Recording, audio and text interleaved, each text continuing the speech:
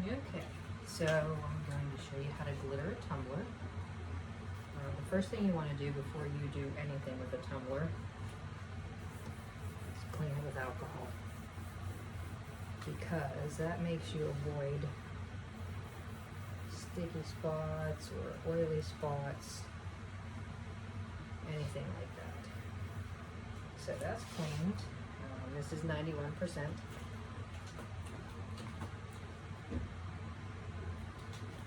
And we're going to sort of let it dry in that. Now, this customer wants purple with a little bit of kick to it, so normally I would just pour it out of here and put it back in, but this one we're going to do mostly glitter. You don't need a whole lot. And I like these little guys you get at Walmart. They're cheaper there than they are at most places. And then just to give it a little kick, I'm going to put a little wee bit of chunky iridescent in there. And mix it up. I actually don't think I put enough chunky iridescent in there, so we're gonna add a good bit more. Let's stir that guy up. And believe it or not, that one will be enough. You can see there. To do the whole thing, but I'm concerned since it's a custom order, and once you mix it, it's mixed. You can never match it again. So we're gonna do a little more of both. Make sure I like it. I don't like to use a lot of just chunky glitter because it's really hard to cover later. Okay. So we're going to take these little guys and stack them. Now, I prefer the Aleene's decoupage stuff. So what I do is pour a decent amount in a cup, and always make sure you brush off the top, because if you don't, then you can't get the lid back off later.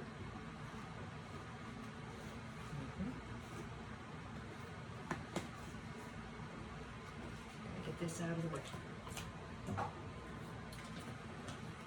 So I have a paper plate underneath here, and underneath that I have press and seal. I'm going to go ahead and turn on my turner.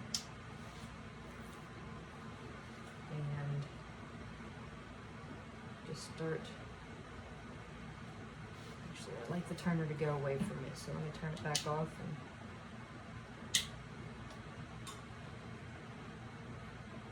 it takes a second to catch up with itself. Alright, so what you're going to do is put a decent, pretty thick coat on there. Make sure you get clear up to the edge.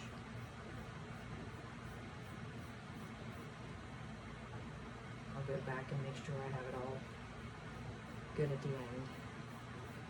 I tried doing this without the turner. You end up touching everything, and it's sort of a pain in the butt, so the turner is definitely the way to go. And you do want to make sure that your glitter is pretty even. You get it in all the crevices, or your decoupage, sorry. Some people like Mod Podge. I don't have anything against Mod Podge, I just like this kind better.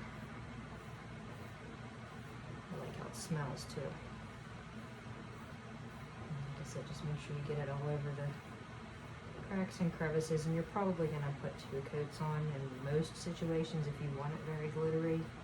So it's not really going to matter if you get it great, but you do want to try to make it as even as you can. So you see how I'm going around now, I'm getting that crevice at the bottom.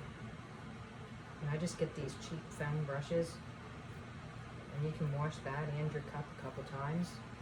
I've probably done it 10 times now, and I'll honestly probably get 10 more times out of it. I'm kind of cheap, so if I can use something more than once, I absolutely do. One thing I don't like about this turner is it does only turn 1 speed, but on the bigger mugs like this spinet's a real pain in the neck to get it to stay put and stay steady. So I use the spinet, and I get the dollar store footballs, put them on the end. Duct tape that sucker on there real good.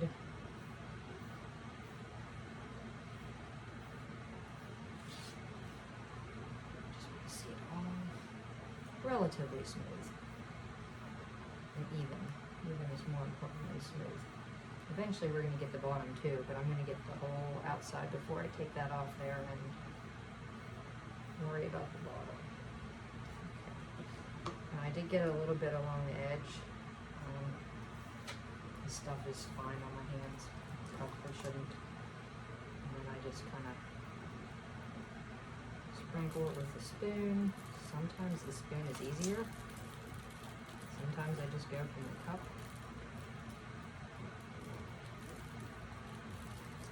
And I know it looks like I'm using it all now, but I'm going to dump it back in here once I get empty.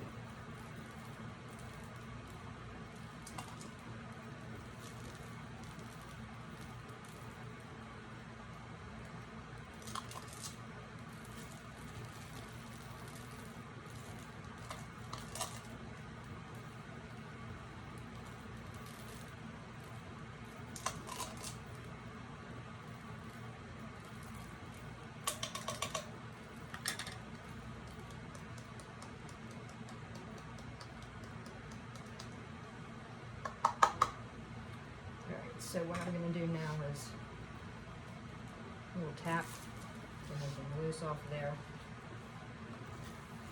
And dump that back in my cup. I'm just going to go ahead and use the cup here now. It's going to make it a little bit easier on me.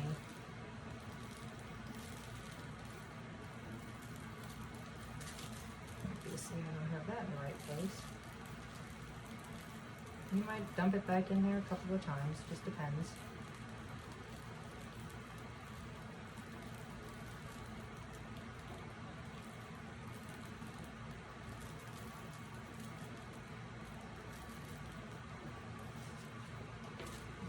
Plate down here.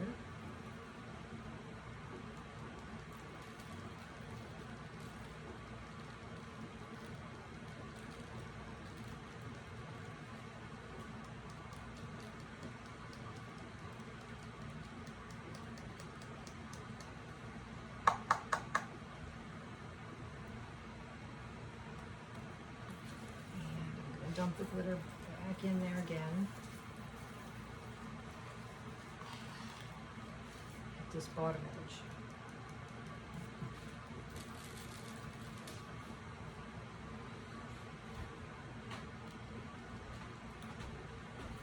Make sure everything's just as even as you can. At this point, there's not much you can do about it if you didn't put enough of this stuff on it.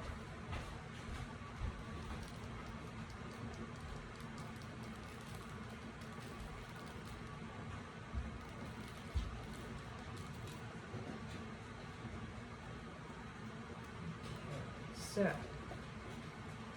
that that's pretty much on there, I just tap it to get anything loose off of it. I'm going to dump it all back in here. Whatever's left. This is why paper plates are great. And I'm going to turn my spinner off. And then I'm going to do the bottom of the mug. So this does have a rubber base, but this stuff sticks to it, and once you epoxy it, it's on there anyhow, so you don't have to worry about that.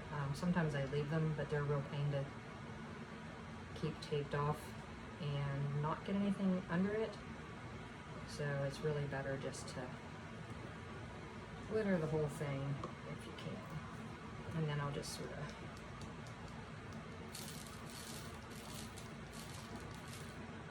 dump that on there. Dump it on there. Get it just on the edges of those corners there. Or else you have a weird empty spot. So, give your pipe a little tap. And right now we have a pretty purple glittery mug. And I'm going to let it just sit here overnight. And then tomorrow I'll show you what we do next to get it ready for epoxy. Okay, so good morning. We're gonna put another layer of glitter on the tumbler now. It's dried overnight. So what I'm gonna do is actually turn it on, and I'm gonna take a soft makeup brush. This one is just a generic one I got at the store, and you just kind of give it a little bit of a brush to get anything off there that's loose. You can just stand here if you want to. I'm impatient. I'm as impatient as I am cheap. But you do want to get anything loose off. If you see anything sticking up real far, you might want to give it a press, especially around the edges. Sorry if my dog click-clacks on the porch out there. I usually do most of this kind of stuff that requires glues or epoxy or anything right by my back screen door so that it is able to breathe, and also so a gnat can't come and get in it, or else I would have done it outside. One thing I should mention is I normally would paint these tumblers, but she asked for this one to be silver underneath, but a lot of glitter. So we in fact did not paint this one. I would normally spray paint them. I might have told you that yesterday. So we're gonna put all the glitter back in here, or at least what we caught. And now what I'm going to do, since I brushed all that off, there was a big chunk there, we're going to go ahead and add another layer of Mod Podge. Now you have to do it a little thicker this time because you're going over the glitter.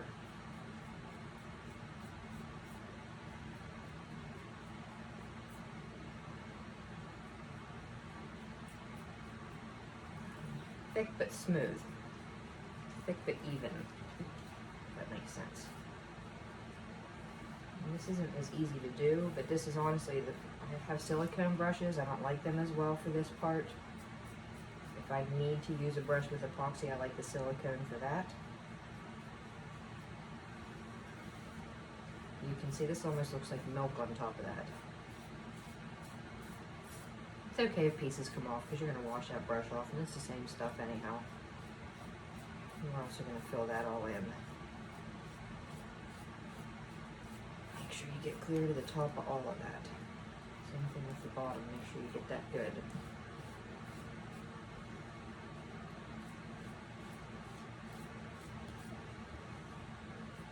I might have to get some more of my Vapor Polish glue.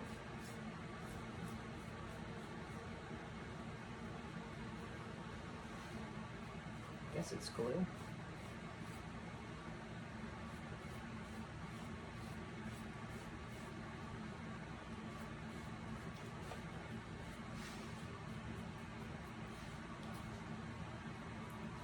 I talked about that ridge yesterday. It's almost gone. You can't really see it. There's always a little bit of an indent there unless you go too crazy with epoxy and glitter. But you really can't see it unless you're looking for it.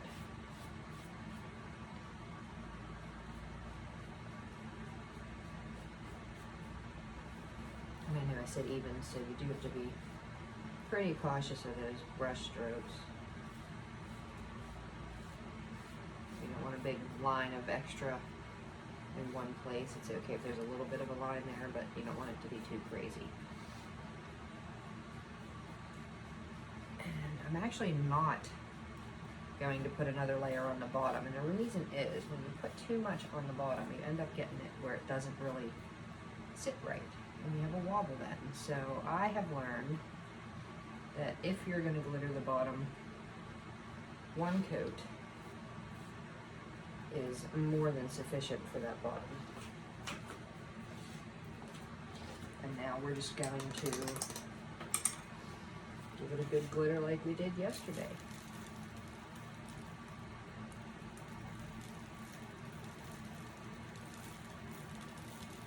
Again, you don't have to do this on the turner. I have just found over time that if I don't do it on the turner, I end up touching something, and then there's a fingerprint in it, and I honestly have never been able to, even if sanding, get rid of those fingerprints. This stuff becomes like concrete once it all dries, believe it or not. I mean, I'm sure over time if you soaked it or whatever, maybe, I don't know, but I've tried. I made a mistake on one in my early days. tried to sand it, tried to soak it, ended up I bought another cup. Now my mother has a cute cup with the glitter on that was supposed to go to a wedding. And I made them new ones because it did not come off. Again, I think over time it probably would have, but once it's epoxy, it will not.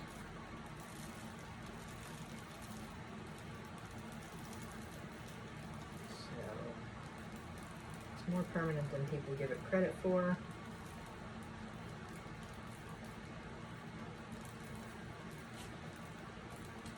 But not permanent enough that I think I would want to have it just like that. Plus it's very rough.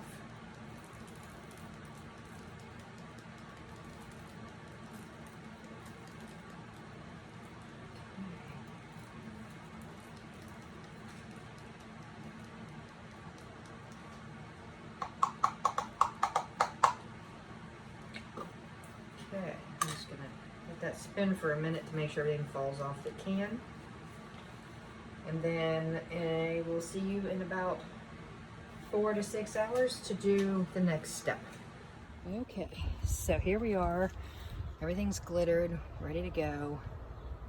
Put it on my little stand I have for my cup turner arms. And I have some Krylon triple thick crystal clear glaze. So what I'm gonna do is I've shook it up real good and I'm just gonna give it a quick hit. Some people say they like to put it on heavy. I don't. I find that if I put it on heavy, I have trouble with my epoxy later. So I just kind of hit it to seal it. And I already brushed it after the second coat of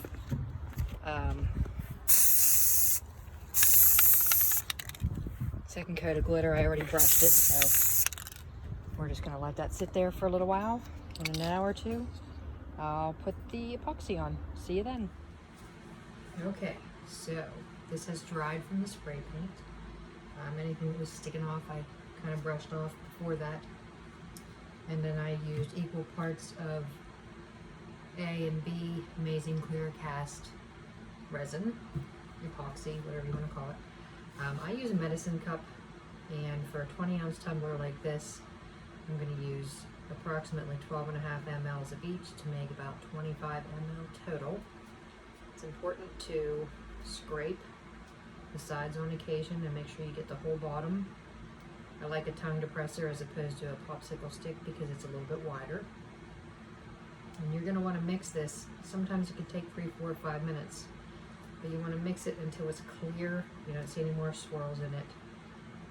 I'm kind of a fast mixer, and sometimes it gets me bubbles, but it's very, very warm out right now. About 95 right now at 8 o'clock at night or so, almost 8. So I'm not as concerned about them. The other thing is, if you're putting it on glitter and you're going to use your hands to do this, you're going to be smashing those out anyhow. However, if you do it on any other thing that's a smooth finish or one color, you will see those bubbles. So what I would do is, after I get it all mixed up, I would take my heat gun on low, about 8 to 10 inches away from the cup, not in my hand, and then I would hit it with it for just a couple seconds to pop all those bubbles in there. The very tiny micro bubbles. If you get 1 or 2 larger bubbles when you do this, sometimes in the winter that happens a lot, you just kind of push them up against the side and they pop. I don't know how you can see this or not, but it is pretty clear right now, and I don't always trust that, so go around a couple more times and make sure that it's very clear. And I usually use the other end of this the next time, so I get the pre-packaged ones. Always make sure you wear gloves. And I like these to spin away from me. Oops, I forgot to put a little pin in my cup turner. I think it's right there. I improvised. I have a little pin that I put in here so that I can easily take this off instead of having to screw and nut, because then that's difficult to get off of there. So what you do is, I'm going to move these out of the way.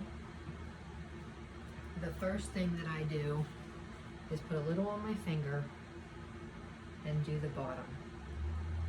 And just with a little bit on the bottom, just like the glitter. You don't want a ton on the bottom because you end up getting a crooked spot and it doesn't sit right and it wobbles and it'll drive you nuts and you'll end up having to redo it. So, here we are. And make sure you get this edge part where it turns from the side down to the bottom. You can see it getting all shiny and fun.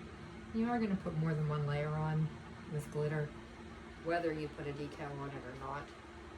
This one will get a decal later, but you have to have a pretty smooth surface to put that on where it looks real funny for you. So, the bottom edge is pretty smooth, and then the top edge. The glitter still does come off a little bit on my hands when I do this. It's inevitable. You want to get the top and bottom first. I've seen people do it a bunch of different ways. To me, I've had the best results doing those parts of it first. So, now that I have the top and bottom pretty good, and my light does stink, and I'm sorry about that, but that's what I got to work with because I'm right by my back door. Some people pour it on. I like to just do it with my finger. I feel like I have more control that way. You can kind of tell when you have enough on there. And sometimes you get towards the end, you don't think you're going to have enough, but when you start to go the whole way up and down again, it all starts to move around. And you never want a really thick coat, because if you put too thick of a coat on, even though you want this to be smooth when you're done, it takes forever to dry and it doesn't seem to get as clear as you'd want it to get, and there's nothing really good about it. So, a couple thin coats are your friend. And like I said, you can sort of feel it between your fingers and the mug. If it's on there, it feels sharp. If it's not, that means not necessarily sharp, but you can tell. Some people like a nice thick coat on the first time. I just don't do it because I've had nothing but trouble with pits getting in it and all kinds of other things. So, for me, I'd rather do more thin coats and sand in between than to have one big thick coat that has drips and runs that are really, really hard to get off.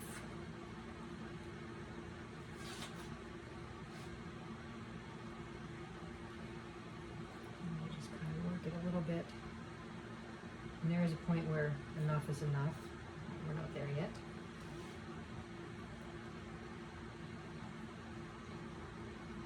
Let it spin. And I let it spin about 5 or 6 hours. Sometimes when I do them in the evening, like I'm doing right now, I have a timer on my machine. I usually take a clean finger and just make sure nothing got down into places I didn't want it. You can tape off the inside. I have had 0 success with that, so I don't do that. And now I'm just going to let that sort of turn itself for a couple of hours. Make sure that edge is good around the top here.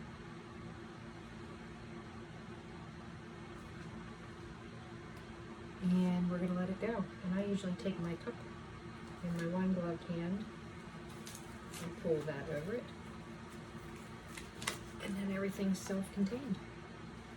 So we will see you when it's time to put a decal on this bad boy. Okay, so here we are the next morning. And the next thing that I'm going to do with this is actually sand it. Now I like these sanding blocks. They're a little bit easier for me to control, and you can use them a lot longer. They have smaller sides, whatever. So, I know it sounds terrible and it's going to look ridiculous, but you're going to give it a good sanding. And the reason that you're doing that is to get a little tooth, if you will, on the next coat of epoxy.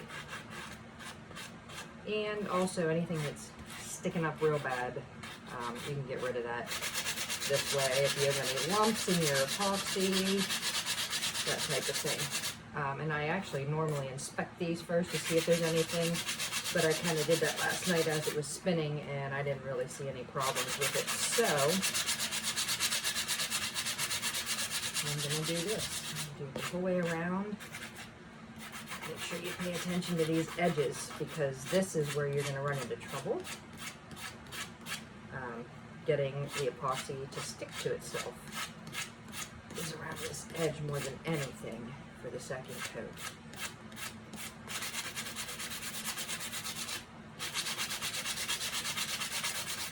Okay, so I think that's a pretty good sand job. You want to try to get that back on there as evenly as you possibly can. I'm going to put it back on my turner.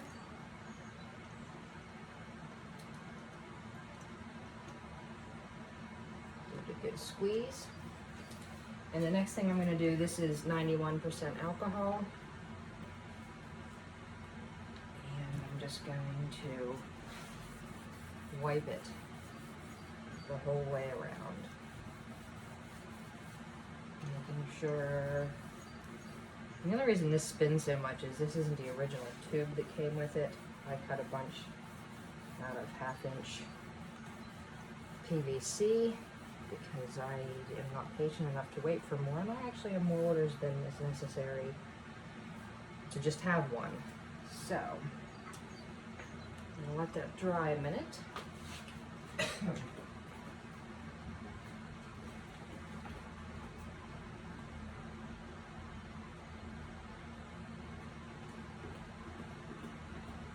And now this particular customer is a lifelong friend of mine's daughter, and she recently lost her dog. I do not normally do photos, however, this person is very special to me. So on this, I'm actually gonna, I don't really like that side of it. I know that sounds crazy, but sometimes you look at something and there's a side you like better than the other or whatever. So what I'm going to do is I sort of like it a little bit more there. This was printable vinyl. You never use a carrier sheet for this, or your printable stuff comes right off. And I'm going to just take them, and on this one, since it's a circle, it's a little easier to eyeball. I have a laser system if I'm going to do something with letters or something that's a little more intricate. So I'm just going to push them on there as smoothly as I can. And you can mess with this a little bit. If you have little tiny wrinkles, very, very tiny ones or bumps, you don't really see them when you're all done because they sort of go into the epoxy. I don't know how else to describe it. But they sort of do look like they just disappear with the epoxy, and this becomes one with the epoxy. So now my label's on there, or my sticker. And then what I'm going to do is take a few minutes and go and mix my layer of epoxy for that. And we'll put that last layer on and we'll be done. Okay, so here we are. Decal applied, epoxy mixed. I didn't think you needed to see that again. And we are going to apply this last coat. And I like mine to spin away from me. And it's a crapshoot. I think I said that before. So now it's going to spin away from me. Just makes my life easier. You might like it to spin towards you. I don't know. This one I don't get a choice. And the same thing I did before. Nice light coat on the bottom. That's really just going to give it back its shine. Really light coat there. And then get along the edges and that bottom piece there.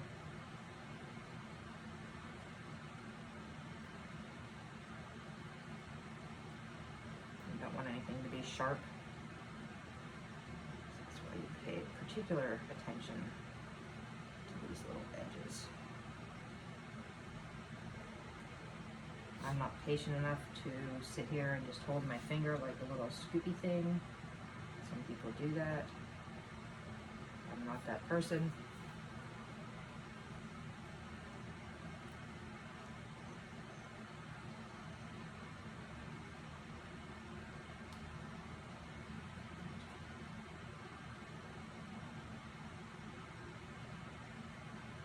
To also make sure along that top edge you're covering everything. This is where I run into most of my problems because you're trying not to get it on the inside. Even if you tape it, sometimes it doesn't matter. So you just want to make sure it's thick enough on there, but not so thick that it's falling off or making big drips.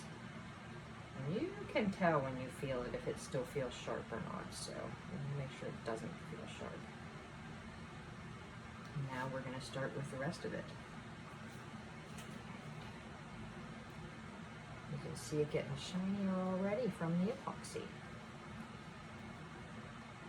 Now you do want to be careful not to press too hard if you use the printable vinyl, because if you do, I have never had a problem, but I've heard other people say that they had it smear. I don't know what kind of printer they have or if they follow the directions. I've never had that happen, but I do err on the side of caution. I don't put quite as much pressure on there when I'm first applying the epoxy to it.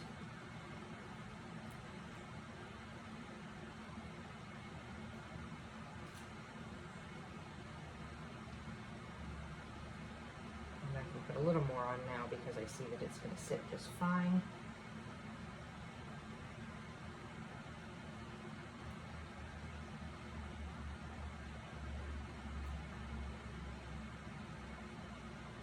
And you do want to make sure that that sticker edges, of course, are, or decal, whatever you want to call it, that those edges are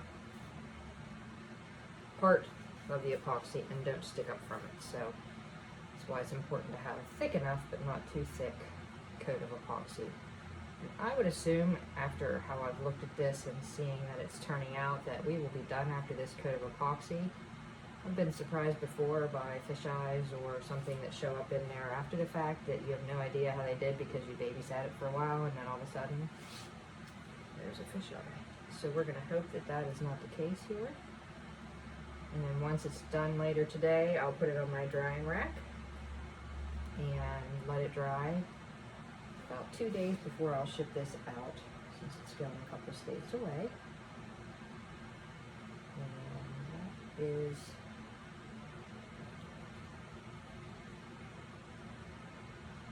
pretty much it.